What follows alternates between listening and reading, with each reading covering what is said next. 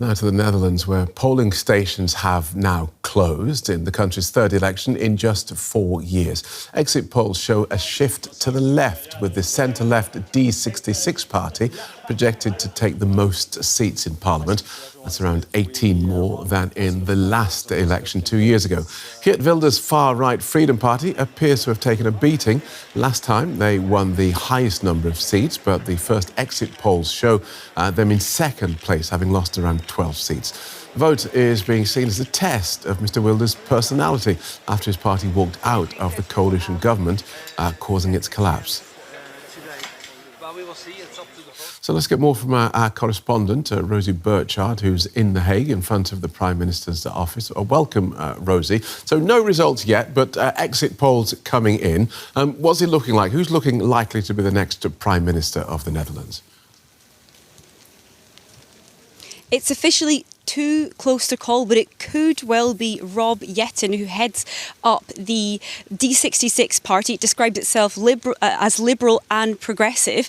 And this really, I should say, defies all of the pre-election polling. This is a massive surge for the liberal progressive D66 party. Rob Jetten, the leader of that party, is a former climate and energy minister. He's 38 years old, so relatively young, and he's really come from the sidelines. I can tell you just a few weeks ago, his party was seen as so marginal politically here in the Netherlands that he wasn't even getting invited onto some of the main political debates ahead of these elections. So it's a real shock result in some way. But I should say, it looks like, according to the first exit polls, in close second is the far-right PVV, or the Freedom Party of Geert Wilders. That party had won the previous elections in a shock result back in 2023, but they then, after getting into government, turned their back on their own coalition and imploded it after less than a year in power.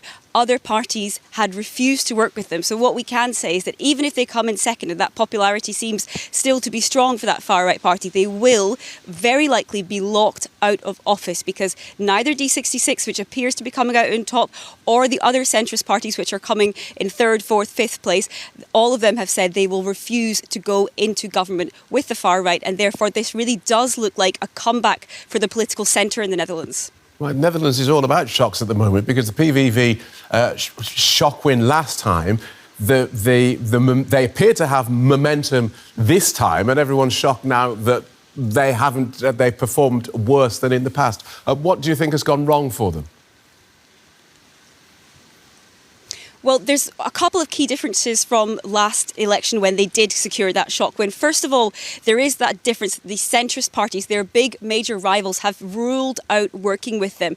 Last time round, one of the main centrist parties had opened the door to a potential coalition a few days before the election, and then they had this massive surge, which we then saw that far-right win back in 2023. But there's also that factor of the very fact that they turned their back on their own coalition, that they decided to walk out of government. There's really a sense here, look, they had a chance to govern, and that far-right coalition in which they were involved until a few months ago was seen really as a failure. They weren't accused of not really advancing any of their policies. The far-right said they pulled out of that because they wanted to advance their immigration policies, which are seen as very hard, very extreme in many cases. I should say that Geert Wilders, the man who heads up that far-right party, is regularly accused of stirring up hatred against Muslims.